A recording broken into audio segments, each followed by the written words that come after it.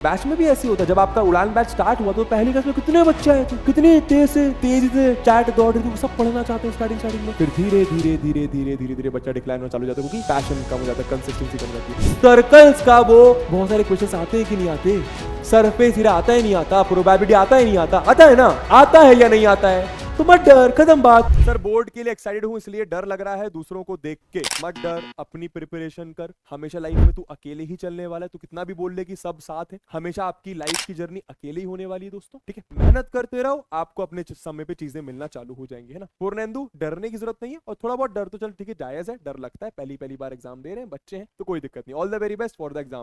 मेहनत करेगा, smart work करेगा, और सबसे मेन बात होती है किसी भी बड़े एग्जाम को क्लियर करने के लिए शिद्दत, मेहनत, पैशन, डेडिकेशन, आग।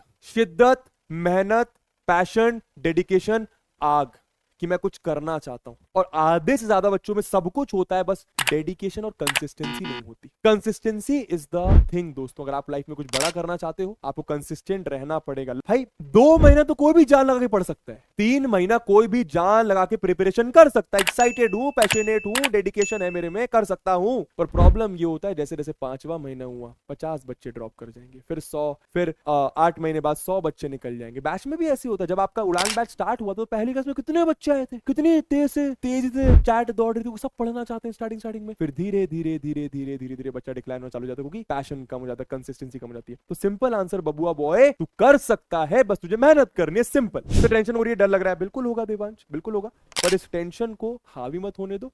आप लोग अपनी मेहनत करो, आपने मुझे फॉलो करा स्टार्टिंग से, विश्वास रखो, आप फोड़ दोगे। झूठ नहीं कह रहा हूं, आप देखना, आपको जो बोर्ड एग्जाम में क्वेश्चंस मिलेंगे वो यहीं से मिलेंगे, मैं प्रॉमिस कर रहा हूं। अगर आपने पढ़ाई कर रखी है, आपको डरने की जरूरत नहीं, ठीक है। रिलैक्स करो भी, इतना मत डरो, रिलैक्स करो, इतना नहीं डरना है, कोई पहाड़ नहीं चढ़ना है, नॉर्मल एग्जाम है तुम्हारा, पहली बार एग्जाम दे रहे हो, ठीक है। और ये सोच के पॉजिटिव एटीट्यूड से एग्जाम दो कि मैंने सब कुछ पढ़ रखा है, मेरे साथ अच्छा होगा, मैंने सब कुछ पढ़ रखा है, मेरे साथ अच्छा होगा। डरने की जरूरत नहीं है यार, ठीक है। और क्लास 10 का बोर्ड एग्जाम लाइफ में एक बार आता है, उसको खुल के जीने की कोशिश करो, फुल कॉन्फिडेंस के साथ। मम्मी पापा का नाम लेकर, भगवान के, जिनको भी आप मानते हो, मेरे को मानते हो, जिनका नाम लेना उनका नाम लेकर एग्जाम दो यार। कोई पहाड़ नहीं चढ़ना यार, तूने पढ़ाई कर रखी है ना, वही आएगा।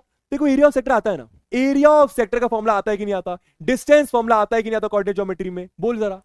पॉलिनोमियल्स के क्वेश्चंस आते हैं कि नहीं आते, पेयर ऑफ लिनियर क्वेश्चन आता है कि नहीं आता, सर्कल्स का वो बहुत सारे क्वेश्चंस आते हैं कि नहीं आते, सरफेस एरिया आता है नहीं आता, प्रोबेबिलिटी आता है नहीं आता, आता है ना, आता है या नहीं आता है, तो मत डर, खत्म बात।